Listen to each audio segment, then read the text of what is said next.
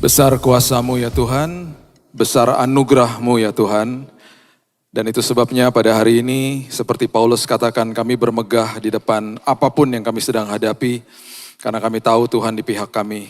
Mengucap syukur buat firman kebenaran karena kami tahu Roh Kudus akan menuntun kami. Dan Roh Kudus akan memberikan wejangan kepada setiap hati dan pikiran kami untuk kami hidup di dalam kemenangan.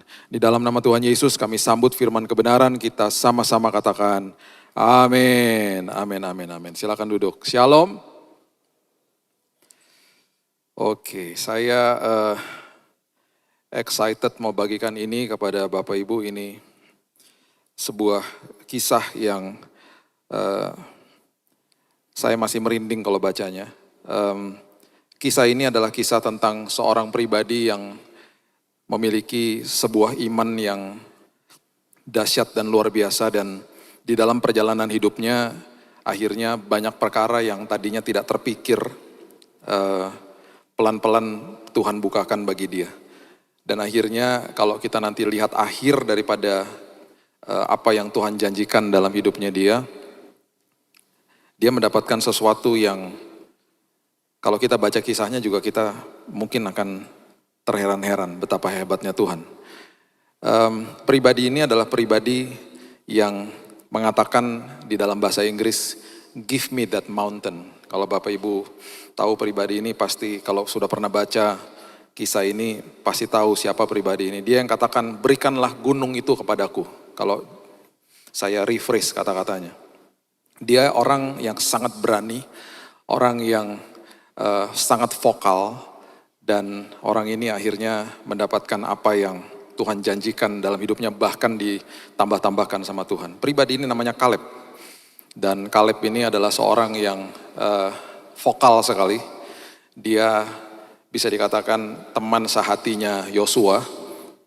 Dan dari ketika 12 pengintai yang dikirim ke Kades Barnea, tempatnya di mana mereka mengintai tanah perjanjian, mereka membawa report yang luar biasa. Dan gara-gara mereka memberikan sebuah laporan yang berdasarkan dengan janji Tuhan, walaupun ada kengerian di depan mereka, hidupnya dia dipimpin sama Tuhan sampai kepada akhirnya dia menikmati sesuatu yang tidak pernah terpikirkan. Saya akan tuntun Bapak Ibu untuk lihat ini pelan-pelan, kita eksposisi ringan saja supaya kita ngerti, dan ini banyak sekali kaitannya dengan hidup kita pada hari ini ya. Kita buka dulu di Bilangan 13, dimulai dari ayat 17 dan 18, ikuti perlahan-lahan, kalau bisa catat-catat, karena banyak pewahyuan yang Tuhan mau bagikan.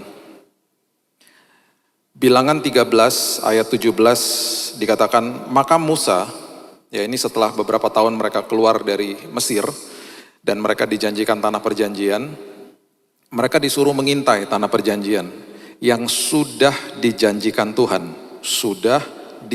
Tuhan, Maka Musa menyuruh mereka untuk mengintai tanah Kanaan, katanya kepada mereka, pergilah dari sini ke tanah Negeb, naiklah ke pegunungan, amatilah bagaimana keadaan negeri itu, apakah bangsa yang mendiami itu kuat atau lemah, apakah mereka sedikit atau banyak, dan seterusnya dan seterusnya.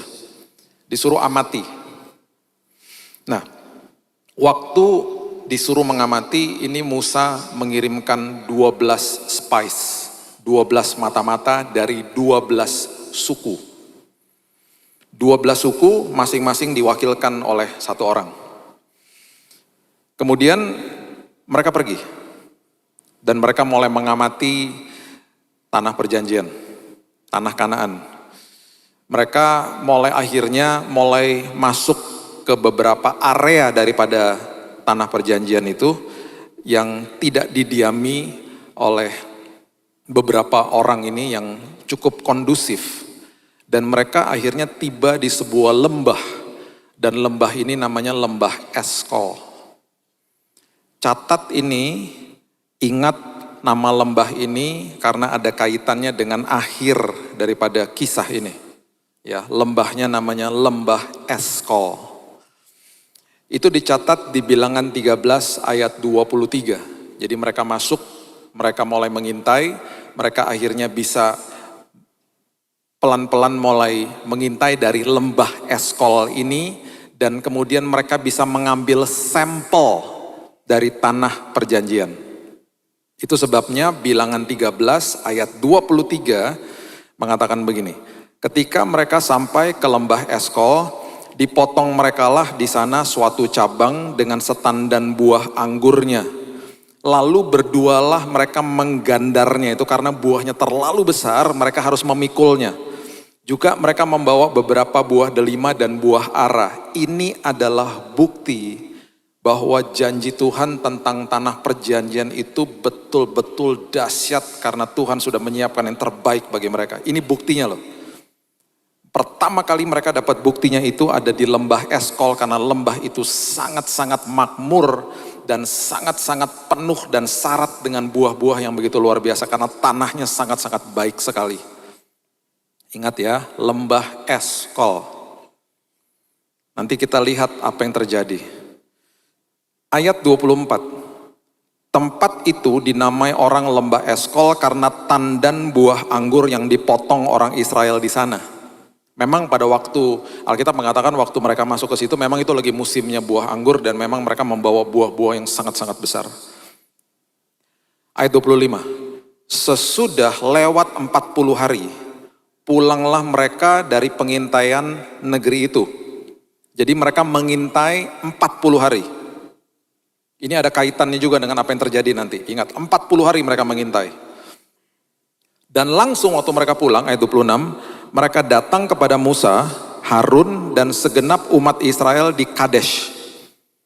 Jadi mereka 12-12-nya berhadapan dengan Musa, Harun, imam besar Harun, dan juga kepada semua bangsa Israel. Mereka memberikan laporan di padang gurun Paran ini. Mereka membawa pulang kabar kepada keduanya dan kepada segenap umat itu, dan memperlihatkan, perhatikan ini, memperlihatkan kepada sekaliannya hasil negeri itu. Jadi bayangin mereka pulang, mereka bawa hasil, nih hasilnya. Ini janji Tuhan, ini buktinya, kelihatan sama mata. Ini buktinya, luar biasa. Ini Tuhan kita nih. Wah, semangat awalnya mereka pasti, wah luar biasa. Setelah itu, mulailah yang 10 ini mulai memberikan, Alkitab katakan, kabar busuk. Kabar busuk. Bahasa Inggrisnya evil report. Dimulai dari ayat yang ke-27, Bilangan 13.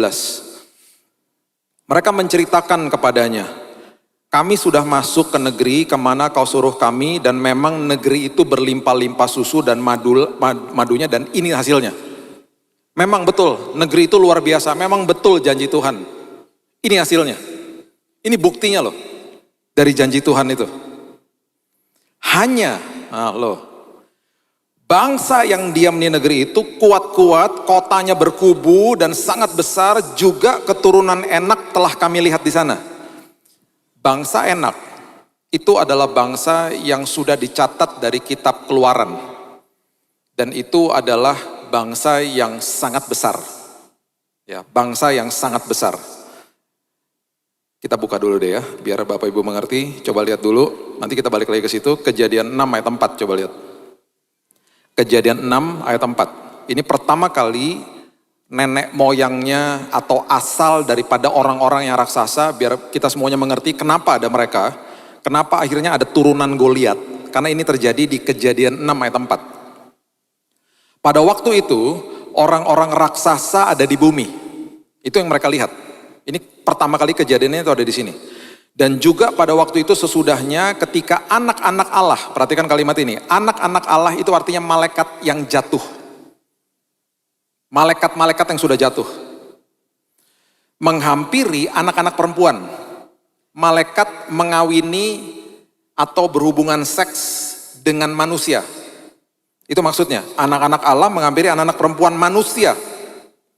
Dan perempuan-perempuan itu melahirkan anak bagi mereka. Inilah orang-orang yang gagah perkasa di zaman purbakala, orang-orang yang kenamaan, orang raksasa. Lahir dari hubungan itu. Itu yang terjadi. Jadi kalau mau dilihat, dari mana ini orang-orang raksasa yang ada pada saat itu, dari situ. Itu asalnya, ya biar kita ngerti. Ya. Kita teruskan tadi Bilangan 13, kita balik. Lihat ayat 29. Orang Amalek diam di tanah Negeb. Orang Het, orang Yebus, orang Amori diam pegunungan, orang Kanaan diam di sepanjang laut dan sepanjang tepi sungai Yordan.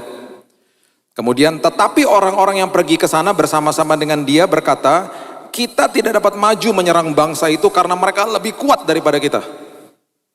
Mereka lebih kuat daripada kita. Ya jelas karena mereka raksasa, mereka besarnya luar biasa. Perhatikan ayat 32. Juga mereka menyampaikan kepada orang Israel kabar busuk. Kabar busuk tentang negeri yang diintai mereka dengan berkata, negeri yang telah kami lalui untuk diintai adalah suatu negeri yang memakan penduduknya dan semua orang yang kami lihat di sana adalah orang-orang yang tinggi-tinggi perawakannya. Hati-hati. Hati-hati. Kalau hari ini kita sedang menggambarkan kesulitan hidup kita. Karena Alkitab mencatat orang-orang yang melakukan ini adalah orang-orang yang mengeluarkan kabar busuk dari mulutnya. Ada 7.000 lebih janji firman Tuhan. Tapi kenapa yang kita lihat masalah, yang kita lihat adalah hal-hal yang mengerikan dan betul itu mengerikan. Betul. Karena kita melihatnya dari perspektif mata kita yang tidak ada dayanya. Kita melihat dari perspektif kita yang punya keterbatasan. Saya melihat vonis dokter 3 bulan mati dari keterbatasan saya. Lemes badannya, jelas lemes. Tetapi di saat itu saya bilang, Tuhan ajari aku supaya aku melihat dari kacamatanya Tuhan. Dan ini terbukti.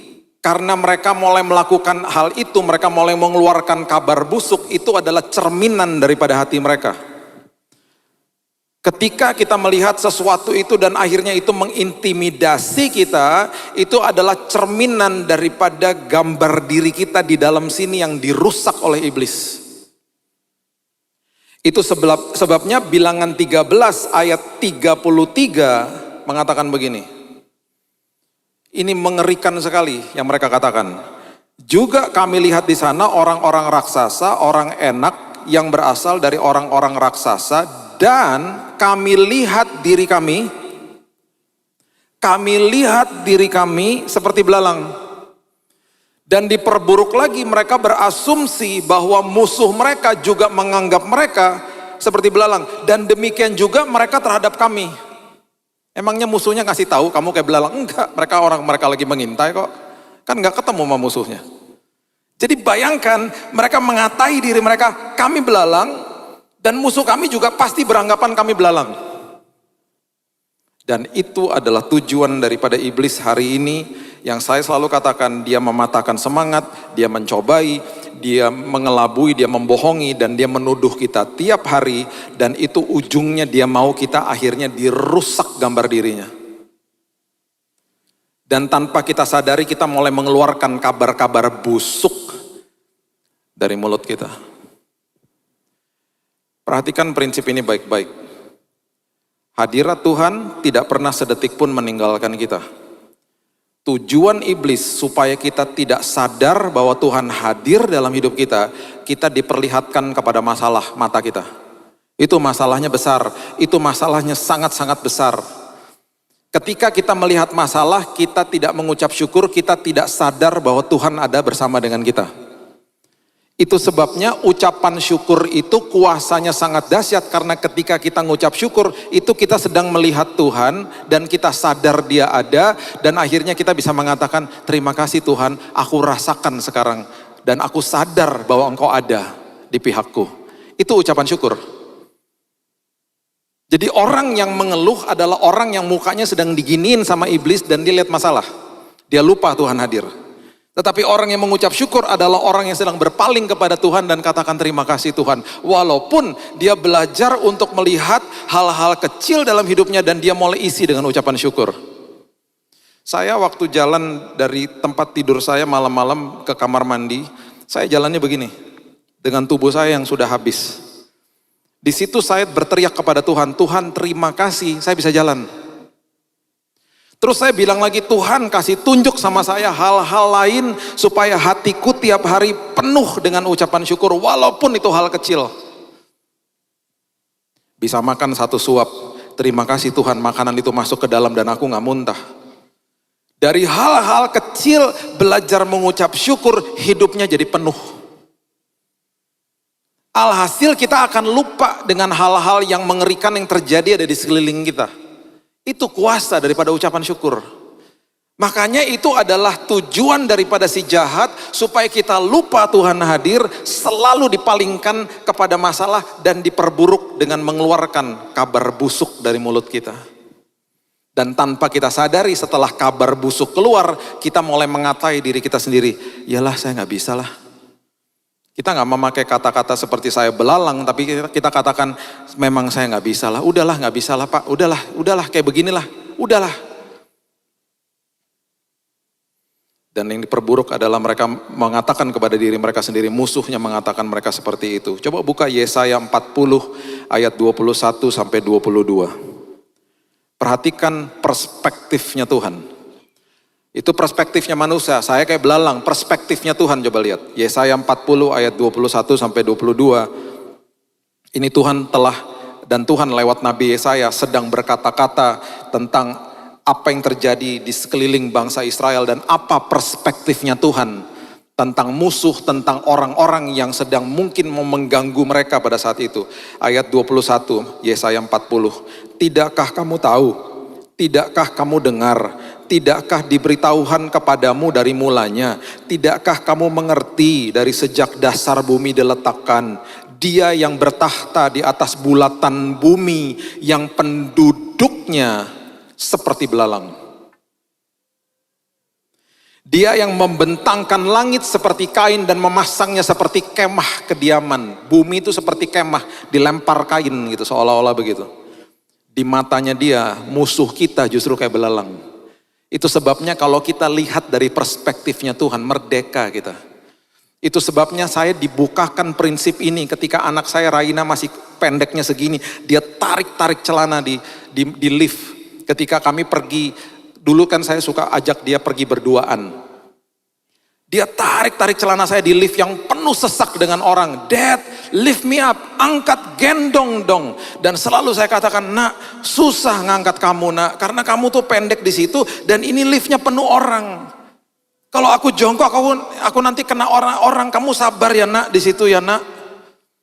Tiba-tiba satu hari saya baru sadar betapa tidak enak dan betapa tidak nyamannya seorang yang pendeknya cuma segini, ada di belakang lift yang paling belakang, pemandangannya betul-betul tidak nyaman.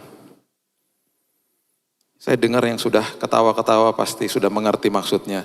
Yang belum mengerti maksudnya apa sih? Kalau ada kejadian-kejadian yang tidak diinginkan, kena duluan anak saya. Yang sudah ketawa ya sudah ngerti, yang belum mengerti juga maksudnya apa ya. Kalau masih belum ngerti juga kan sekarang udah boleh lift rame-rame. Nanti masuk ke lift yang paling rame, berdiri paling belakang, terus bapak ibu gini nih, coba pendekin dirinya. Langsung ngerti, oh iya ya nggak nyaman. Di situ waktu saya sadar, iya ya anak saya tuh di bawah situ nggak nyaman, saya kan tinggi. Saya kan lihatnya sama-sama seperti yang lain, no problem gitu. Di situ saya nggak pernah lupa di mall itu satu hari itu saya gendong dia dan saya bilang, mas permisi ya mas, saya desek-desekan gitu saya gendong dan saya nggak pernah lupa waktu saya gendong dia di tangan saya, mukanya tiba-tiba begini, lega. Waktu mukanya lega, liftnya apa udah nggak rame atau masih rame? Masih rame. Kenapa mukanya lega? Karena dia lihat setinggi pandangan saya. Dia melihat dari perspektifnya saya. Kalau lagi lewati masalah, bilang Tuhan gendong aku Tuhan, supaya aku lihat dari kacamatanya Tuhan. Dan ketika kita bilang begitu, tiba-tiba nanti ada damai sejahtera, ada kelegaan, ada sukacita di dalam hati kita. Masalahnya masih ada, oh iya masih ada. Tapi kondisi hatinya berubah karena lihat dari perspektifnya Tuhan. Bukan lihat diri kita kayak belalang lagi, hati-hati loh. Itu yang terjadi sama mereka. Kami kayak belalang. Dan makan musuh kami juga menilai saya kayak belalang. Orang yang bunuh diri, Itu bukan karena baru hari ini stres. Itu karena udah bertahun-tahun menuduh dirinya sendiri dan percaya bahwa saya ini tidak mampu, tidak bisa, tidak layak, dan seterusnya, dan seterusnya. Tinggal tunggu sesuatu yang men-trigger, menstimulasi dia bunuh diri. Itu dituduh bertahun-tahun. Yeremia 1 ayat 6-7 mengatakan begini. Yeremia 1 ayat 6-7. Maka aku menjawab, Tuhan Allah, sesungguhnya aku tidak pandai berbicara, sebab aku ini masih muda, kata Yeremia. Tetapi Tuhan berfirman kepadaku, janganlah katakan aku ini masih muda, tetapi kepada siapapun engkau kuutus, haruslah engkau pergi, dan apapun yang kuperintahkan kepadamu, haruslah kau sampaikan. Panggilan hidup kita itu selalu lebih besar daripada kondisi kita hari ini. Itu sebabnya kita selalu lihat keterbatasan kita. Tuhan lihat kehebatan kita di dalam Dia. Itu sebabnya Yusuf ketika masih sangat muda dan kemudian dia dipanggil untuk menjadi orang nomor 2 di Mesir, dia nggak dikasih tahu perjalanan proses hidupnya. Dia melewati segala macam ujian dalam hidupnya dia. Dia sombong loh sejak awal. Kalau kita baca pelan-pelan itu kelihatan sombong dia. Mempertontonkan jubahnya lah dan seterusnya dan seterusnya. Melewati semua ujian-ujian itu sampai akhirnya menjadi orang nomor 2 terpenting di Mesir. Tetapi kalau ketika dia dikasih tahu cerita-ceritanya dia untuk akhirnya dia bisa sampai menjadi orang nomor 2 terpenting di Mesir, dia pasti nggak mau. Nanti ya kamu akan jadi orang nomor 2 terpenting, tapi nanti kamu akan difitnah sama kakak-kakakmu. Jubahmu yang bagus itu yang kau bangga-banggakan akan diambil, dicelupin ke darah hewan, nanti akan dikasih ke bapakmu. Seolah-olah nanti kamu mati diterkam binatang buas. Bapakmu yang kamu kasihi hidupnya stres bertahun-tahun karena berpikir kamu mati diterkam binatang buas. Terus nanti kamu sama kakak-kakakmu dibuang ke dalam sumur. Habis itu kamu akan melewati human trafficking, kamu diperdagangkan perdagangan manusia kamu. Nanti kamu akan sampai di rumahnya Potifar, oke lah kamu nanti tiba-tiba jadi kepala rumah tangga, naik dikit Habis itu kamu akan dikejar-kejar sama istrinya, kamu difitnah, habis itu kamu masuk penjara. Di penjara kamu tiba-tiba menemukan karuniamu, kamu bisa menerjemahkan mimpi, kamu ketemu sama juru minum, sama juru roti. Tiba-tiba ada secercah harapan dan kamu setelah menerjemahkan mimpi mereka, ketika mereka keluar dari penjara, kamu akan bilang sama mereka, ingat aku ya. Kamu tahu gak apa, kamu dilupakan lagi sama mereka 2 tahun. Baru setelah itu kamu keluar dan kamu ketemu sama Firaun. Kira-kira dia mau gak sih melewati semuanya itu? Dia akan bilang gak mau. Itu sebabnya ya, makin berat pergumulan dan proses kita, Tuhan sedang persiapkan kita untuk sebuah tanggung jawab yang sangat luar biasa besarnya. Itu sebabnya di dalam semua pergumulan hidup bilang, terima kasih Tuhan. Karena Engkau sedang persiapkan hidupku. Sesuatu potensi yang aku gak lihat dalam hidupku sedang dikeluarkan sama Tuhan. Dia sedang mengaktifkan iman kita, dia sedang memvalidasi iman kita. Makanya ya, jangan dikit-dikit, saya mau meluruskan ini. Jangan dikit-dikit ya ngedompleng iman orang. Sekali lagi ya, saya mau meluruskan. Bukannya berarti minta didoakan itu salah, tidak, sama sekali tidak. Kita patut saling mendoakan. Cuman jangan kayak gini gitu loh ya. Orang datang ke saya, Pak tolong doain Pak. Kenapa? Anak saya mau kuliah Pak, ayo doain. Pak tolong doain Pak, anak saya biar dapat jodoh, Pak doain. Kemarin saya ketemu lagi jemaat di Jakarta di mall, Pak doain Pak, mau masuk parkiran ketemu sama jemaat, doain apa? Terserah Bapak lah, udah. Lama-lama aku charge loh kamu, saya rasa kayak dukun lama-lama tau gak? Itu sama aja kayak misalnya adik saya datang ke saya, ngomong gini, Bill, bilangin sama papa mama, aku pengen banget makan roti, tolong dong besok tolong beliin. Ya kamu kenapa gak ngomongnya sendiri sama papa sama mama? Kita nih keluarga Allah loh. Kita kakak beradik di dalam kerajaan sorga, bapaknya satu. Berarti kalau adik saya ngomong gitu ke saya untuk sampaikan ke orang tua, berarti dia gak kenal orang tuanya. Berarti hubungan dia gak baik sama orang tuanya. Sampai-sampai minta perantaraan saya. Sekali lagi, tidak salah minta doakan. Tapi yuk kita aktifkan iman kita. Karena kuasa di dalam saya dengan di dalam Bapak Ibu sama ya. Podoai, sama. Kuasa kebangkitan diberikan kepada kita. Justru dengan itu kita harus bangkit dan katakan, ini Tuhan imanku. Seperti Kaleb. Ibrani 4 ayat 1-2 coba lihat. Ya, Ibrani 4 ayat 1 sampai 2. Sama-sama dengar firman, ada yang nangkep, ada yang tidak. Saya percaya di sini semuanya nangkep firman Tuhan. Lihat Ibrani 4 ayat 1 sampai 2. Sebab itu baiklah kita waspada supaya jangan ada seorang di antara kamu yang dianggap ketinggalan, sekalipun janji akan masuk ke dalam perhentiannya masih berlaku. Karena kepada kita diberitakan juga kabar kesukaan sama seperti kepada mereka. Tetapi firman pemberitaan tidak berguna bagi mereka, karena tidak bertumbuh bersama-sama oleh iman dengan mereka yang mendengarnya. Ada orang yang menerima akhirnya jadi kehidupan, ada orang yang menerima tidak jadi kehidupan. Ini 12-12-nya mendengar janji Tuhan. 12-12-nya lihat masalah. Tapi ada dua yang balik, yang memperkatakan hal yang berbeda. Bilangan 13 ayat 30 mengatakan begini. Bilangan 13 ayat 30. Ini perspektifnya Kaleb, coba lihat. Dia lebih vokal, dia ngomong duluan daripada Yosua. Kemudian Kaleb mencoba menentramkan hati bangsa itu di hadapan Musa. Karena udah mulai gelisah. Mulai dikatakan hal-hal yang tadi, kabar-kabar busuk, mulai gelisah semuanya. Katanya tidak, kita akan maju menduduki negeri itu sebab kita pasti akan mengalahkannya. Sama-sama lihat raksasa loh. Kaleb sama Yosua bilang, kita pasti kalahin dia. Tapi yang lebih vokal Kaleb, dia ngomong duluan. Bilangan 14 ayat 9. Ini perspektifnya dia. Bilangan 14 ayat 9. Hanya janganlah memberontak kepada Tuhan dan janganlah takut kepada bangsa negeri itu, sebab mereka akan kita telan habis. Kenapa dia ngomong gini? Yang melindungi mereka sudah meninggalkan mereka, sedang Tuhan menyertai kita, janganlah takut kepada mereka. Yang 10 menganggap mereka kayak belalang. Kaleb bilang, kita akan telan habis. Berarti dalam pandangannya dia, mereka yang belalang. Kecil mereka, aku makan mereka, aku akan telan justru mereka. Dahsyat. Lihatnya dari perspektifnya Tuhan. Ini yang terjadi. Bilangan 14 ayat 33 dan 34 adalah hukuman Tuhan bagi mereka. Dan ini yang terjadi gara-gara mereka tidak percaya, gara-gara mayoritas tidak percaya. Bilangan 14 ayat 33, dan anak-anakmu akan mengembara sebagai pengembala di padang gurun 40 tahun. Kenapa sih akhirnya mereka mengembara 40 tahun lamanya dan akan menanggung akibat ketidaksetiaan sampai bangkai-bangkaimu habis di padang gurun? Mereka nggak akan masuk tanah perjanjian. Itu sebabnya ketika yang masuk tanah perjanjian itu adalah anak-anak mereka. Itu pun mereka harus disunat untuk meninggalkan celah Mesir karena udah dipengaruhi sama orang tuanya di zamannya Yosua. Ayat 34.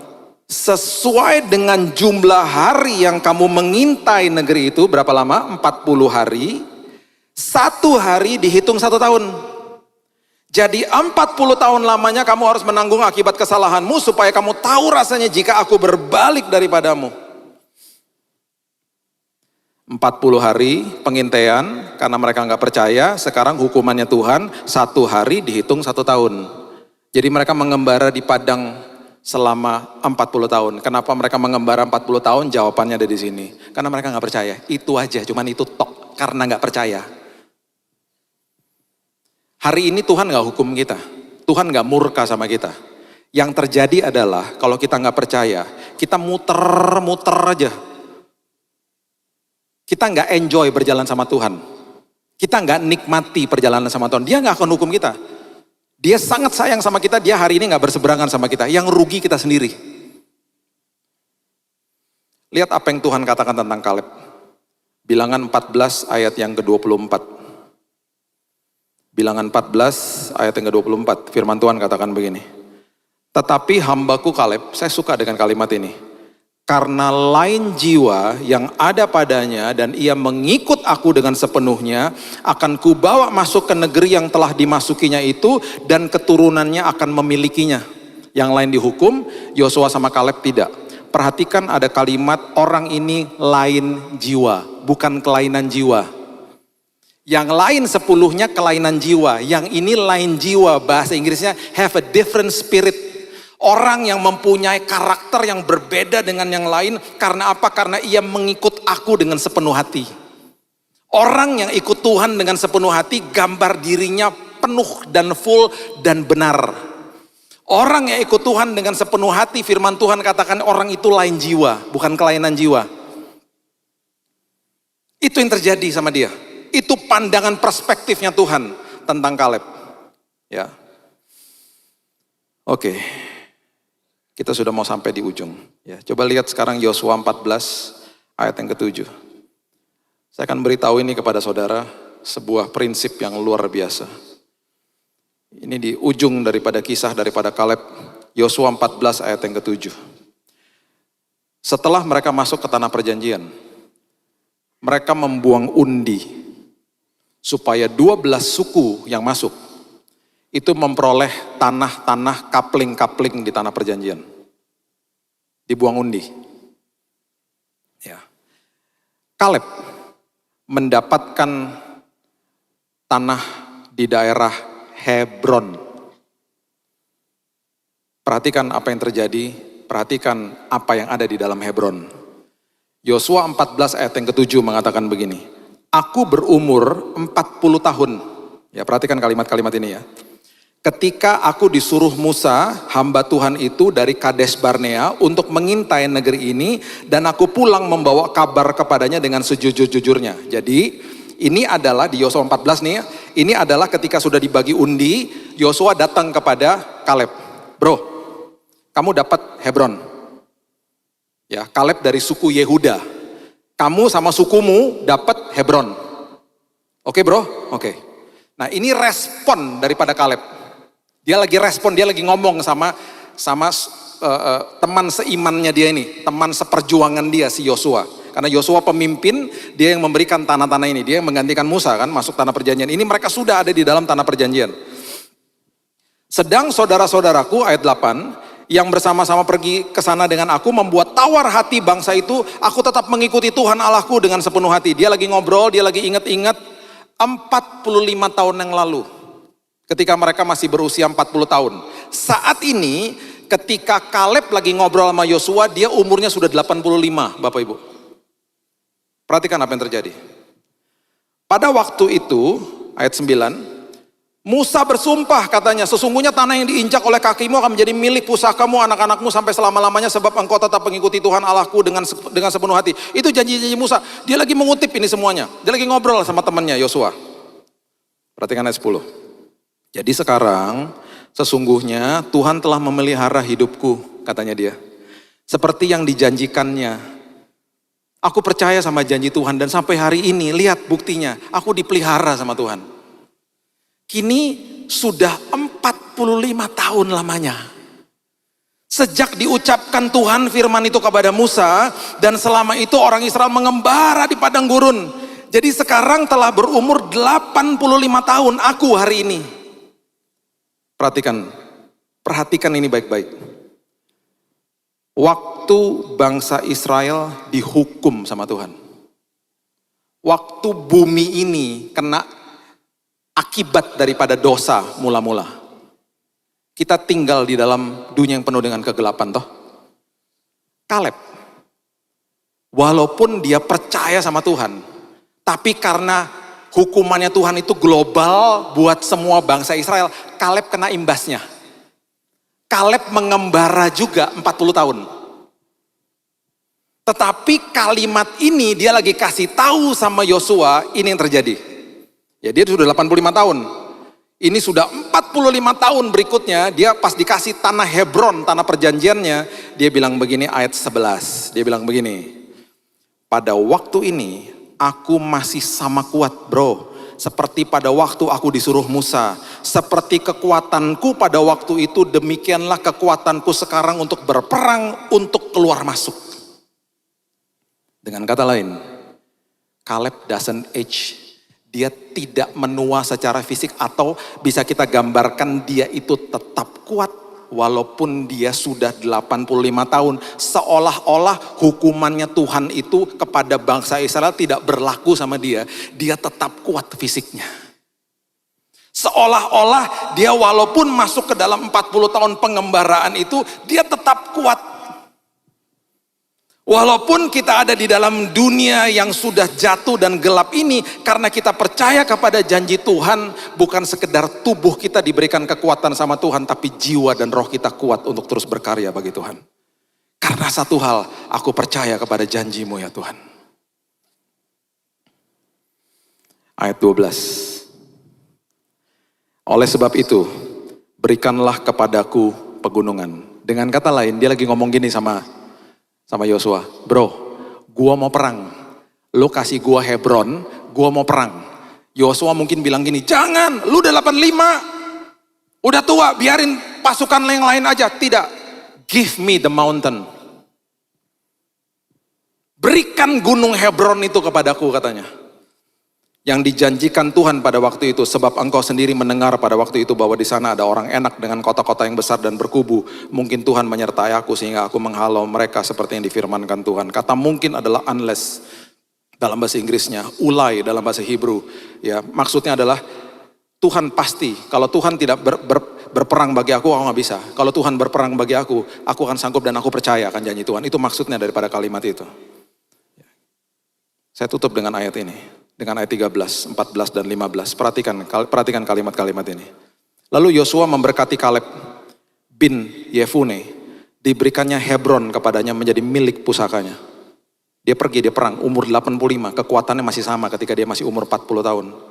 Itulah sebabnya Hebron menjadi milik pusaka Kaleb bin Yefune, orang Kenas itu sampai sekarang ini. Karena ia tetap mengikuti Tuhan Allah Israel dengan sepenuh hati. Nama Hebron dahulu ialah Kiryat Arba. Perhatikan kalimat ini. Arba ialah orang yang paling besar di antara orang enak. Berarti di tanah Hebron, orang raksasa yang mereka lihat, suku yang paling besar daripada raksasa-raksasa itu ada suku yang paling besar, yaitu orang-orang Arba. Itu ada di Hebron. Orang yang paling raksasa, yang paling sulit ditaklukkan, itu ada di Hebron. Dan justru orang 85 tahun bilang, give me the mountain. Saya akan maju berperang karena saya tahu siapa di pihak saya. Saya punya keterbatasan, Tuhan saya nggak punya keterbatasan. Dan setelah itu selesai, dikatakan di bagian yang terakhir, amanlah negeri itu, berhenti berperang. Selesai semuanya. Tanah perjanjian selesai. Saya akan tutup dengan ini. Bapak Ibu tahu, di Hebron itu adalah sebuah tanah yang sangat sakral, karena di situ adalah kuburan daripada Abraham, Ishak, Ribka, Yakub. Itu semua ada di Hebron. Dan saya akan tutup dengan pernyataan yang sangat luar biasa ini. Ingat tadi tanah Eskol, lembah Eskol, di mana mereka menggandar buah-buah yang luar biasa. Lembah Eskol itu letaknya bagian daripada tanah Hebron.